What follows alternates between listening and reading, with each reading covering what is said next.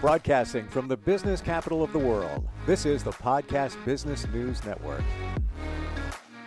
She is somebody who definitely brings comfort to our pets and especially our dogs. And that's through holistic healing, body work, some energy work as well. We're going to learn a lot today. And I like to think that I'm kind of up on the energy healing realm. I'm going to learn a lot from this lady right here. Melanie Amarosa is with us from Happiness for Dogs LLC. Welcome back, Melanie. How you doing? Very well, Steve. How are you today? I'm well, and I'm glad we're centering on energy today, because if anybody hasn't figured it out, we're all energy. Everything is energy. Even this piece of paper is energy. The chair you're sitting on is energy. Obviously, a different type of energy than we harness, but we're all energy. We're putting it out there, and so are our dogs, right? Absolutely. And dogs are really good at picking up on our energy. And part of it, cats, all animals are good at picking up on energy, but the ones that we've domesticated and live with on a regular basis tend to come into our life to help us with that energetic burden that we're carrying. And one thing that's really neat is you'll see two major types of human-animal relationships. One is you take on an animal that has some of your same issues, for instance, personality traits, and they're there to mirror that stuff for us and help us look at it a little bit deeper and change and fix what's not working for us. The same way we want to try and change and fix a behavior that one of our animals has that doesn't quite work for us living in the home together. So they're kind of our growth sounding board. And they do that by mimicking some of the same issues that we have. Number one. Number two, sometimes they come to us as complete opposites. You might have a really outgoing, energetic dog that wants to be out there all the time and doing stuff, and a person who's maybe a little bit more of a hermit type personality, for instance, and they come into our life to sort of help us break that shell and start to experience the world and see the world in a slightly different way and to help us grow. What you're saying, Melanie, sounds a lot like just humans in general, that we pick people based on our energy or our challenges, our issues, whatever it might be. Is it kind of the same thing when we pick our pets? Very much so. So one of the theories is we get into soul groups. So you have souls on the other side that when they incarnate on this side, they decide to take certain roles to help each other. We have a role that we want to experience in this lifetime, and that's engineered so that we can have that experience and that growth and move on and sort of widen our repertoire of experiences, vibrational harmonies, all that kind of stuff. So animals are part of that soul group as well. Animals are our spirit guides as much as human figure spirit guides or angels or, fairies, and there's just a ton of entities. So anyway, that's part of it. Can I ask you a question? Because you said reincarnate a second ago, and I have he's just getting out of the kitten stage. He's about almost a year old, 10 months. He reminds me so much of a very sweet cat that I had to put down back in 2019, and they were both orange tabbies, very mushy. I'm that way, and my daughter and I have him to the point where, and we started very early, that I walk up to the counter, he jumps up on the counter, and I say, "Give me a kiss, Rocco." Comes over, he's giving you a little kiss. and it was very much like my other cat. Is there a chance that maybe? Absolutely. Absolutely. Hmm, Um, my husband had an Afghan hound, for instance. He and his late wife had Afghan hounds since the 80s. Nefertiti is the third incarnation of their first Afghan hound. Um, hmm, and so absolutely, they come back to us to help us with the next phase. They don't come back as exact carbon copies, and that's, some people get hooked on that thought of almost like cloning. And it's not that way, because every time they cross over, they evolve a little bit more. So when they come back to us, it's a new evolution of that basic soul, which hmm. is kind of neat. Um, I can and see what you're saying. It's like almost the framework. And I got this kitten for reasons. Part of it was healing. And yep, then I got another one, like maybe a month or so ago, like 6 weeks. Um, and it didn't dawn on me until I was scrolling through some Facebook memories and pictures, and uh, I'm talking, this has got to be 10 years ago plus. I hmm, had a gray tabby. It was actually my ex's. And I look and I'm like, oh my gosh, I feel like I'm doing this all over again. I have the same, and the temperaments are pretty much the same of even of the two cats. It's yep. weird. I can't, and I'm not trying to look for something. I'm just observing. And I'm like, that's interesting. So you think there could be a connection to past cats? Very much so. They Wow. come back to us multiple times, and you know, this life, past lives. As a matter of fact, I have one client, she's got horses, and I do energy work on her horses. And she's got this one gelding, and she's like, could you tell me which of my other horses comes back? Because I know there's something going on, but I Mm. don't know what. And one of her other mares, Molly, pops into Indy every once in a while to say hello and to connect with her, and then kind of pops back out again. So they can share the same space. Um, Penelope Smith has written some great books on this topic, and really heartwarming, sometimes really hard to hear, but still very sweet. And she talks about this phenomenon quite a bit. And it's really cool how life all works when you're open to it. I say that all the time. And it's like if you're open to it and to see it, and I truly believe what you're saying because I didn't just get pets. I didn't just say, "Oh, I'm going to get a cat. Oh, I'm going to get another one." They're there for a reason. They were there for a reason. Things were going on, Yeah. and it was what was needed. Um, Mhm. so I could see, the past ones coming back saying, "Hey, you need some help? I'm here to help you out with that." So you do something called a serenity ceremony. What is that? So serenity ceremony has to do with this very topic that we've just been talking about. Okay. Um, Animals are here to help us with our burdens. So they take on a lot of our emotional garbage and help us process through at times. The other thing that happens is as our animal companions start to age, Mm, um, we don't always handle it very well. We sometimes get very emotional. We start feeling guilty. We start feeling angry. We worry. All of this storm of emotions where, we're grieving their loss before we actually lose them. All of these emotions are just swirling around in us, and our animals pick up on it, and they're already not feeling very well because there's, because mm, they're coming to their end of their life.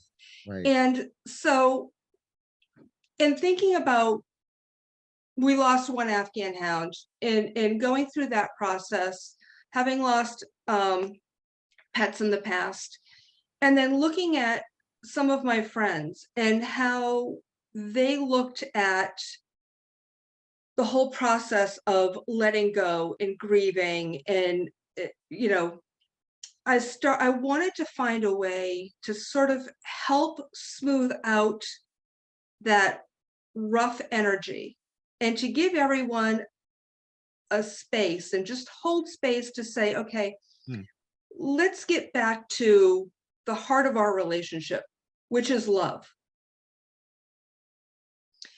And so I created this serenity ceremony um, based on being with people in the final days and weeks of their animal passing and sort of help clear that space and give them a clear, guilt-free, anger-free, hopefully grief-free space to just connect in with that love again and start to prepare their body and do some chakra work to help them process grief and letting go.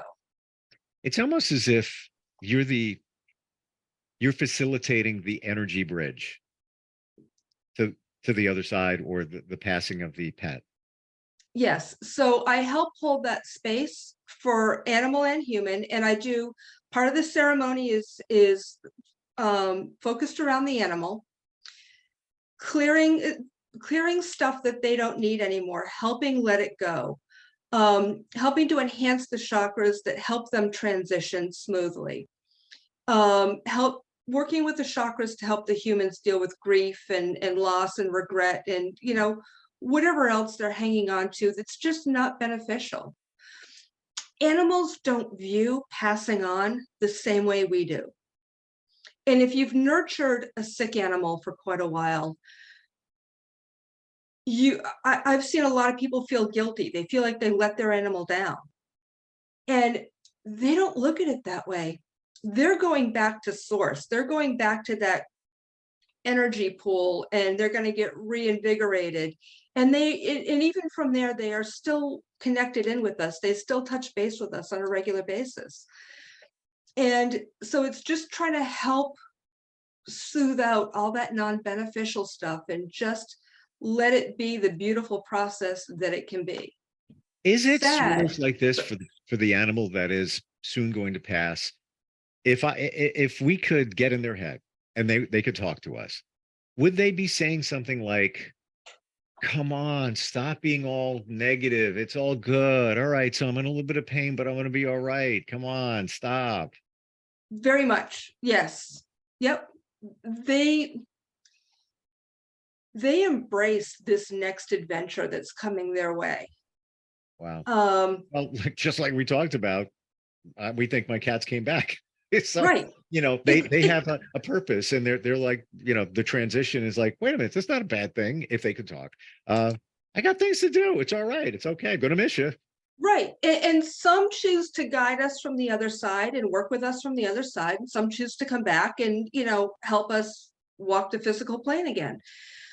So that is, and you can ask for your animal to come back. Hmm. And you can say, listen, you are a 90-pound dog in your last life. I'm getting older. I can't lift a 90-pound dog when they start to have, my next dog, for instance, I'll be older too. And I'm not going to be able to lift 90 pounds. So could you come back as a 35-pound dog? Because that I can still pick up, Hmm. So you can put in some requests. Wow. You deal with animals, so I'm going to ask this question. Is it possible that a human came back or can come back as a pet? Yeah. Yeah. Okay. Um, there's this one story that Penelope Smith writes about real quick. It's a hamster that was passing.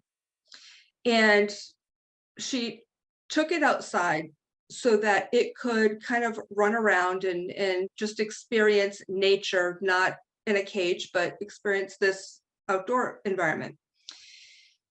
And the critter went running around and she communicated with it, said, listen, you got to be quiet because there's predators out here. And the hamster's like, I'm having a great time. Well, sure enough, it goes off. It gets eaten by a raccoon that very night. Sounds horrible. She connects in with the hamster, and the hamster comes back and says, yeah, but I had a lot of fun. And that was the most beautiful creature I've ever seen. I'm coming back as a raccoon in my next life. So, so it wasn't the tragedy that when you first hear that story, like, oh my God, that's terrible.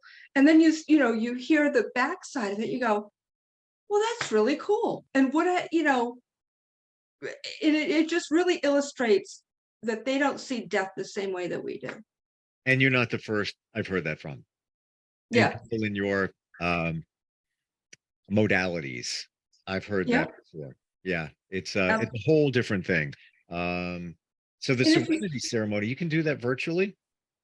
It can be done virtually. It can be done in person. It depends on what people are most comfortable with. And it can even be done with the animal in spirit. So once they've transitioned, I have some people that come to me and want to do a session on the 1-year anniversary of their pet passing. Okay. So it's kind of like a memorial too. And oddly enough, I had this one gal, and she still had a lot of guilt. She'd been carrying this burden around for a year. And she reached out to me. We got together. We did the serenity ceremony for her, and it helped her shed some of that baggage that she had been carrying all year long, feeling guilty about what she had done. So, yeah, this is closure. This is in some regards. Yeah. Wow. It's an emotional time when you know that you don't have time with your pet. Yeah, I mean, I'm getting teary-eyed right now just thinking about it. I mean, it's not easy, and that's why having someone there that can kind of help hold space and sort of help guide some of those emotions a little bit can be so beneficial for some people. I totally get it. Because as we're talking, I got a visual of that cat on the table, Yeah. the last moments, you know, and leading up to it, he was getting sick, and that's, quality of life and all of that. You have to put it together. But based on what you're saying, not all so bad. We view it that way. They don't view it that way. Not at all. Yeah. And when we make that decision to euthanize, that is the point at which we make that decision. That is a loving decision for the animal. It's very hard for us to let go. But in all of the research that I've done and, the work that I've done with animals, I've never heard of a story or run into a story myself where an animal felt upset and said, you let me go too early. That has never, I've never come across it. Maybe there's a case out there, but again, all the research that I've been doing, all the books I've read on the subject, never heard a story. What about the reverse of that? Should we, when an animal is somewhat suffering, should they be euthanized? What are your feelings? Some choose to go naturally, and they, and others are grateful for the release. Their body is causing them a lot of pain. They're not mobile. They can't get up and go to the bathroom. And for so many years, and think about it from this context too. For so many years, we've like, oh, you got to go to the bathroom outside. You got to go, especially with dogs, and, you got to go outside, or you have to go in your litter box. And when they can't do that anymore, it is an issue for them. And so when they can no longer do for themselves the way they want to do, when they no longer have that quality of life, then it is a blessing to help them move through. should you, and I think you've said this before, um, about talking to our animals. Should we always do it no matter what? If you got something to say, like last night, yeah, I have my dog every other week. And Mhm. I try to, take him out. I'll take him out. I'm like, Tanner, go potty, Tanner, go potty. And I'm out there. It's like, oh, but sometimes he doesn't go all the way. And then, I find piddle on the floor. Yep. And, I pass by it. I'm like, and, sometimes, it's some, and I clean it up. Yeah, Fortunately, I don't have rugs. So perfect. very fortunate. But that said, so should I be saying something to him? Like, Tanner, I know you don't want to do that. I know that sometimes, I'm not around all the time to take you out. I try to get, back as soon as I can and everything. And sometimes these things happen. Should I be doing that? Should we be doing that? Those kind of conversations. Yeah, absolutely. Okay. Um, and that leads me to another point, something that I talk to people about when they're starting to have questions about their pet and how much longer are they going to be here. A life review. A life review is fantastic. And it's so good for both you and the animal.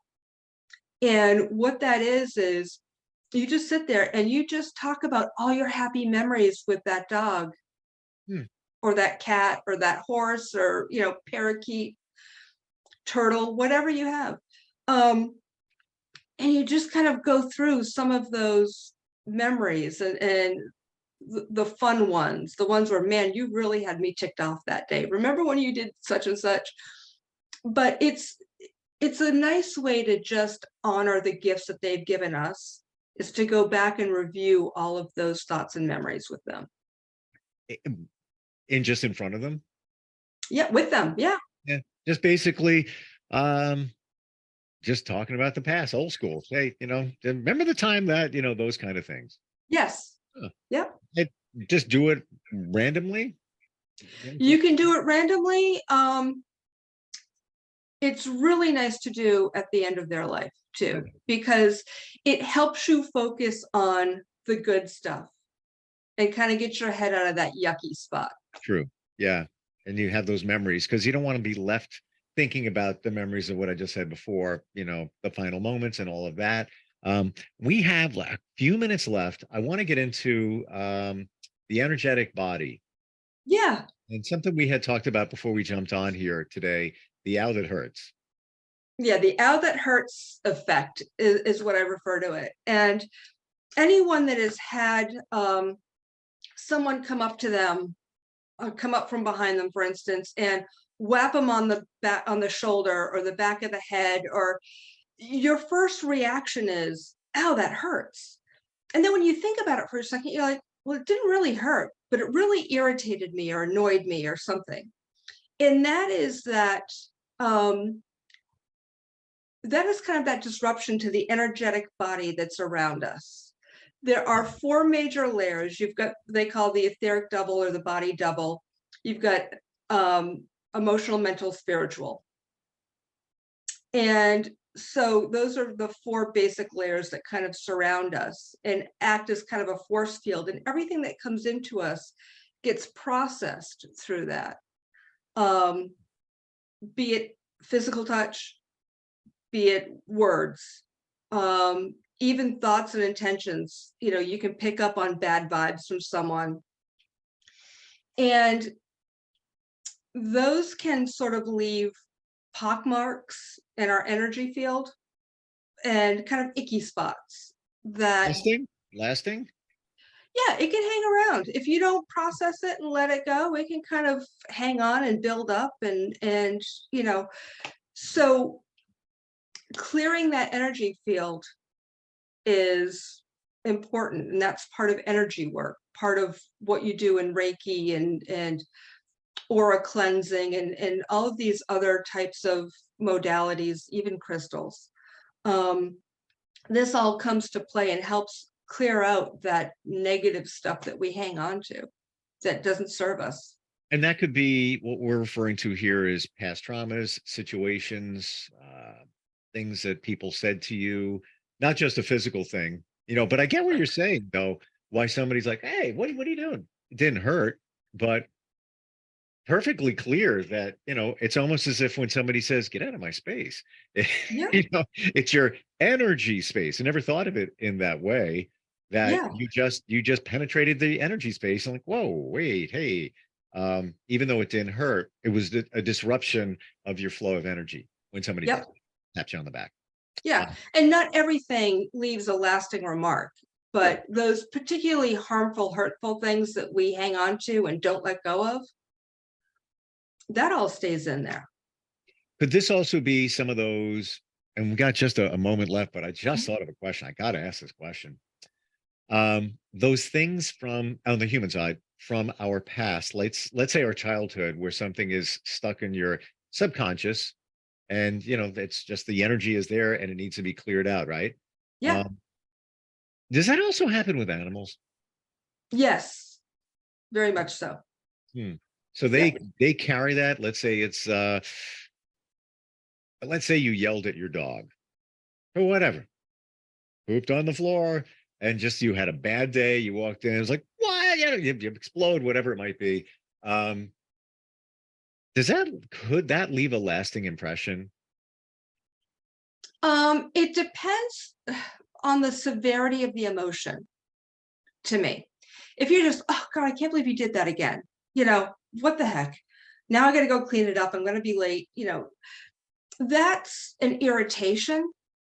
But if you take it a step further and you're really shaming that dog and angry at that dog and Yeah, taking your negative pent up emotions out on the dog, that is, you know, emotional and mental abuse basically at that point. And that's the stuff that really sticks. in an energetic way. Yeah, Okay. Yeah. um it's a trauma, it is. but we don't think of it in that way of dogs and animals, that it's, yes, it made a lasting impression. They might look at you next time they do it like, sorry, but it's it's done, it potentially has done more to their energy and their. Right. And sometimes we feel like, that the dog did this to us intentionally. They might not have been able to help it. Of course, absolutely. So that is something that some people just look at it as the inconvenience to them first, and not, what are you going through? Is there an issue that I should be aware of? Is this, are you mad at me because I didn't bring it leftovers home the other night? Or that I've been gone too long, or do you have a physical issue Right. that's I don't think they do it just because they want to do it. Some could be a little spiteful, let's say, whatever it might be, but usually not. Like you just said before, and it was crystal clear. Animal usually goes to the bathroom outside, and having an end of life challenge, now accidents happen inside. They don't want to be doing that. Their whole life has been outside going to the bathroom. So oh, they feel horrible about it. Horrible. I have to tell you, Melanie, that you run deep. And I never realized that. We first started talking about, Melanie's a lady that does massages on dogs, and that's all Yeah. good. But yeah, layers deeper in terms of the emotions, the energy, and both sides for, the animal's person and the animal themselves. Yeah. Uh, how do we reach you? How do we connect with you? So you can reach out to me at Happiness for Dogs, that's the number 4, LLC at gmail.com, or happinessfordogs.com is my website, and all of my contact information is there.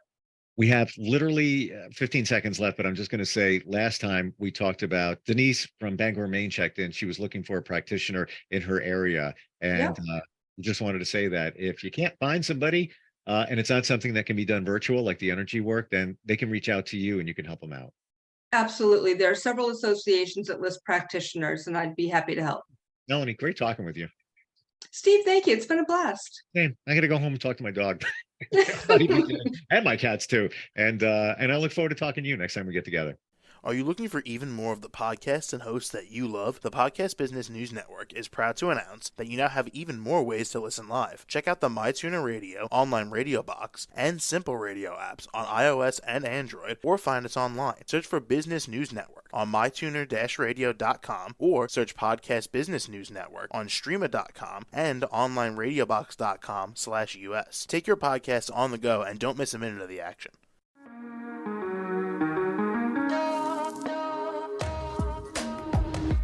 Broadcasting from the business capital of the world, this is the Podcast Business News Network. For nearly 2,000 severely injured veterans, everyday life has become filled with barriers. Day-to-day simple tasks can become pretty daunting. I have to carry my chair up 2 flights of steps or have somebody do it for me. What scares me the most is just the falling. When I'm struggling with my house, I think, to have that one great barrier just knocked down, it's crucial.